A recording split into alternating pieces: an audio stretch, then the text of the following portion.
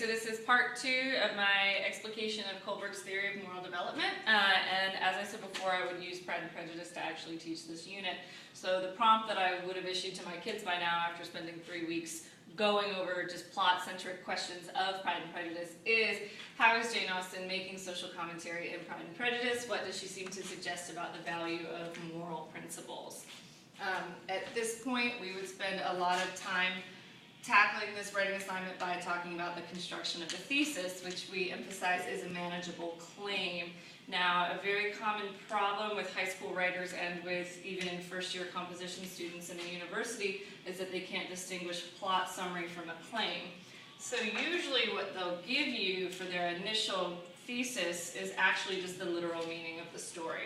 So they may give me any one of these examples from Pride and Prejudice, like Miss Bingley behaves immorally. She tries to stop the marriage of Charles Bingley. She tries to manipulate Darcy into a marriage sheerly for monetary benefits.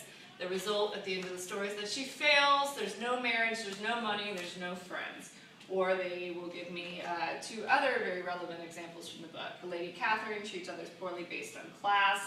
As a result, she fails. Her arranged marriages never come to fruition. Lastly, Lydia, one of the only Bennets who behaves immorally in the story, runs off with Wickham. She doesn't have any kind of regard for her family, no worries about shaming their name. As a result, fail. Again, Wickham, turns out he has a nice gambling debt, and they are impoverished and live a very menial lifestyle for the rest of their lives. Students are very good at telling you what actually happens in the text. This is something they can cover. It takes me a while to lead them out into an implied meaning of the text. As we talked before in part 1 of my recording about To Kill a Mockingbird, we would again draw an implied meaning here, that if we look at these, we could draw the conclusion that one should behave with morality and consideration for others, or else. We sort of get that this could be something that Jane Austen is suggesting. So eventually, we take our literal meaning, which is really only plot summary and is not in any way a manageable claim, because these are just simply things that happened in the book. You can't debate them. But we can take our literal meaning and we can take our implied meaning and we can put them together to make a claim, i.e. to make a thesis. So this is an example of a tentative thesis that I've actually had students generate this semester. So one student said that Jane Austen makes social commentary on the value of moral principles by depicting characters whose unfortunate outcomes are an indirect result of immoral decisions.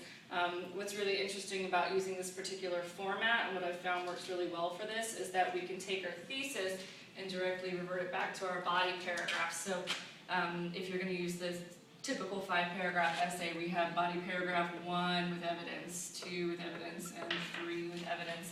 And right there you've taught your students some kind of organizational structure for writing, which is also a very difficult concept to teach in writing. But that is my part 2.